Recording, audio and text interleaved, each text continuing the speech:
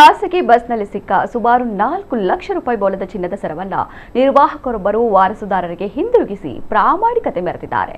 ಹೋಳಿ ಹಬ್ಬದ ಪ್ರಯುಕ್ತ ಕುಂದಾಪುರದ ನಿವಾಸಿ ನಿಟ್ಟೆಯ ಖಾಸಗಿ ಕಾಲೇಜಿನ ವಿದ್ಯಾರ್ಥಿನಿ ಬೆಲೆ ಬಾಳುವ ಚಿನ್ನದ ಸರವನ್ನ ಧರಿಸಿಕೊಂಡು ಸೋಮವಾರ ಕಾಲೇಜಿಗೆ ಬಂದಿದ್ಲು. ಮಧ್ಯಾಹ್ನ ಕಾರ್ಕಳದಿಂದ ನಿಟ್ಟೆ ಮಾರ್ಗವಾಗಿ ಮಂಗಳೂರಿಗೆ ಹೋಗುವ ವಿಶಾಲ್ ಬಸ್ ಹತ್ತಿ ಪಡುಬಿದ್ರೆಯಲ್ಲಿ ಇಳಿದು ಇನ್ನೊಂದು ಬಸ್ ಹಿಡಿದು ಊರಿಗೆ ಹೋಗಿದ್ದಳು. ಮನೆಗೆ ಹೋದಾಗ ಆಕೆಯ ಕತ್ತಿನಲ್ಲಿದ್ದ ಚಿನ್ನದ ಸರ ಎಲ್ಲೋ ಬಿದ್ದಿರುವುದು ಗಮನಕ್ಕೆ ಬಂದಿತ್ತು. ಇತ್ತ ವಿಶಾಲ್ ಬಸ್ ಕಂಡಕ್ಟರ್ ಪಡು ಮಾರ್ನಾಡಿನ ಕೋಡಿಕುಂಡಾವು ರಾಜೇಶ್ ಹೆಗ್ಡೆ ಅವರು ಬಸ್ಸಿನೊಳಗೆ ಬಿದ್ದಿದ್ದ ಚಿನ್ನದ ಸರವನ್ನ ತೆಗೆದಿಟ್ಟುಕೊಂಡು ಈ ಬಗ್ಗೆ ವಾಟ್ಸ್ಆಪ್ನಲ್ಲಿ ಮಾಹಿತಿಯನ್ನು ಹಂಚಿಕೊಂಡಿದ್ರು. ವಿದ್ಯಾರ್ಥಿನಿಯ ಸಂಬಂಧಿಯಾಗಿರುವ ಬಸ್ಸಿನ ಟಿಕೆಟ್ ಪರಿವೀಕ್ಷಕರೊಬ್ಬರ ಮೂಲಕ ವಿಷಯವನ್ನ ವಾರಸುದಾರರಿಗೆ ತಿಳಿಸಿ ಖಚಿತಪಡಿಸಿಕೊಂಡ ನಂತರ ಚಿನ್ನವನ್ನ ಅವರಿಗೆ ಹಿಂದಿರುಗಿಸಲಾಗಿದೆ.